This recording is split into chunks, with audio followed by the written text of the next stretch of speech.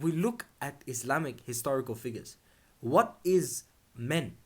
What is the standard of Muslims? What should we be? And I honestly think it boils down to these three things: deen, craft, and training. We see the best example. Muhammad sallallahu alaihi wasallam was the best at this. Obviously, he was the best at deen because he recited the revelations. He understood the Quran better than anyone in the world. He obviously was the best at training because he was the strongest. He was fit. He was a warrior on the battlefield. He was a wonderful wrestler. And he was the best at his craft because he was the best prophet. Peace and blessings be upon him. He was the best at business before he married Khadija radiallahu anha. All the Khalifas, all the Sahabi, all of them embodied these three things. Number one, deen. Number two, craft. Number three, training. And with that, Islam grew from a small nation in the Hijaz to literally taking over the entire Arabian Peninsula, destroying the two biggest literal empires, and by the Nasrullah and by the strength of the nation, they took it over. Assalamu alaikum. My name is Sultan. I make videos for brothers who want to progress on deen and succeed in this life, inshallah, in the next life. So if that connects to you, subscribe, inshallah. Let's go on the video. We see modern examples of this with like Habib and Islam. I think that in a world that's completely emasculated, completely distracted, completely dunya focused, these men are very simple. They pray, they work on their craft, and they train every day. And where does that get them? You contrast it to the goal of the kuffar, right? The goal of the kuffar is money and succeeding and power and recognition.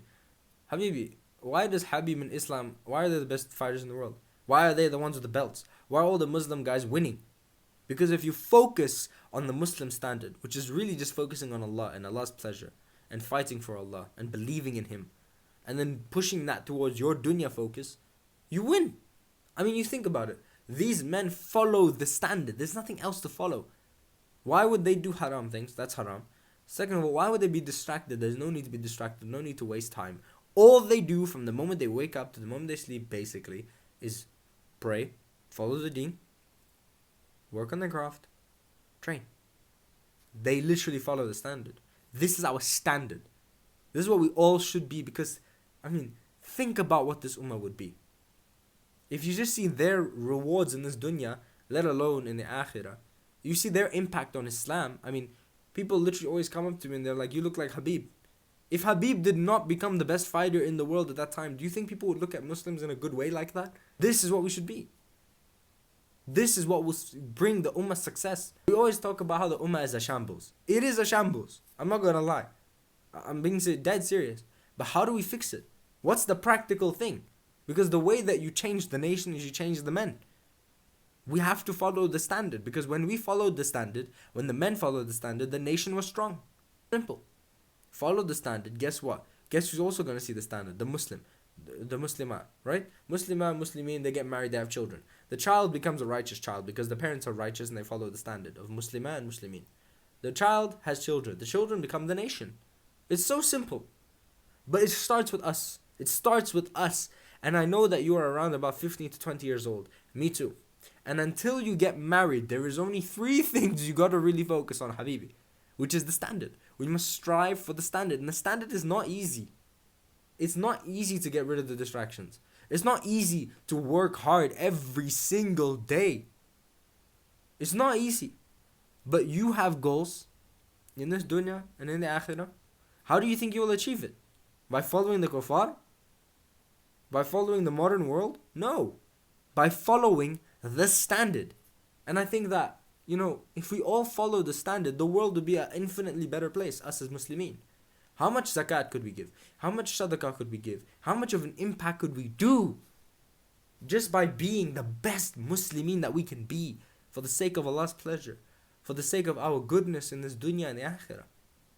So literally, I don't know what you don't do, I don't know what you do.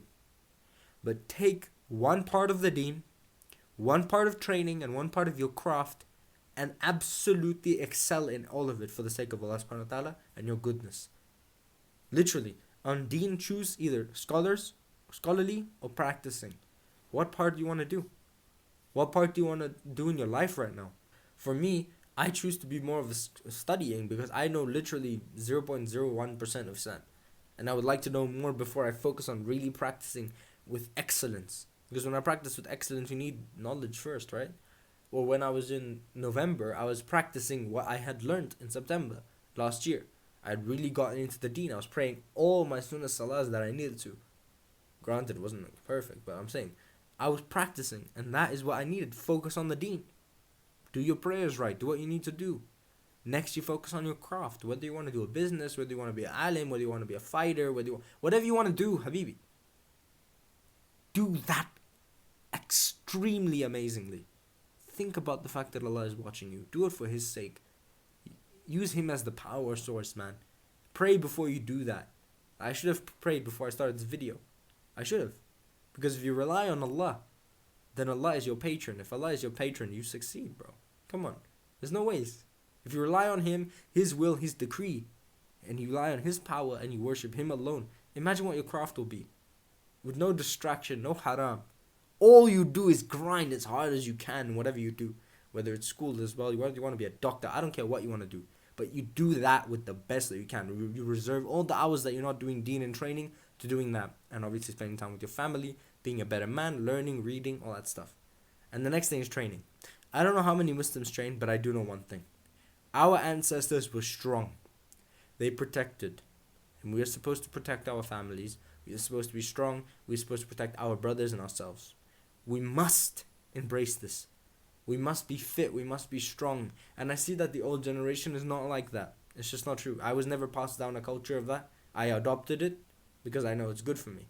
And alhamdulillah, it's paid dividends, bro. In my life, in my happiness of myself, in my happiness to Allah subhanahu wa ta'ala. But again, rely on Allah in this. Before you train, you pray. And that's what I do. Before I train, I try and pray. I should do it more. Because I see Habib and Islam doing this. I'm like, bro, they basically never lose. Right? If you rely on Allah, you never lose. And if you lose, it's for Allah as well. You never really lose. So train, choose martial arts, choose gym, choose running, whatever you want. Choose one thing in each of these things and absolutely grind. And if you do that for the sake of Allah, with Allah in mind, focusing on the akhirah, focusing on your goals in the dunya, you will succeed, inshallah. And we will create a strong ummah again of Muhammad sallallahu alayhi wa sallam.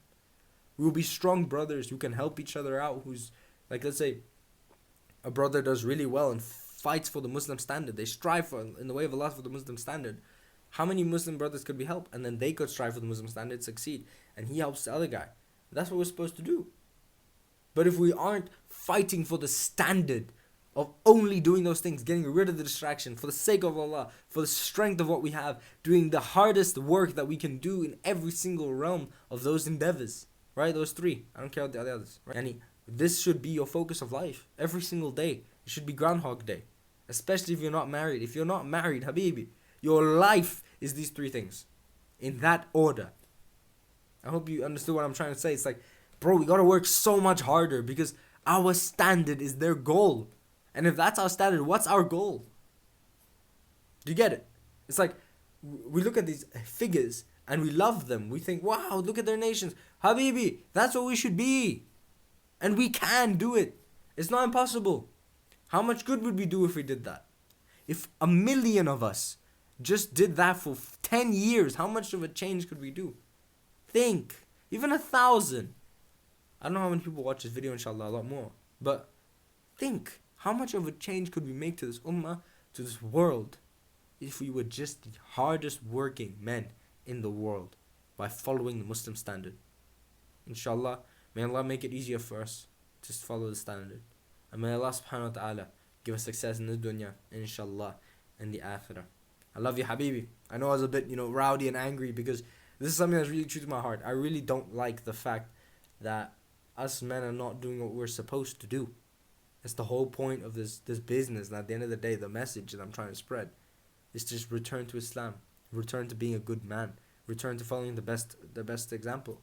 Inshallah, Alhamdulillah. Stay well, Habibi.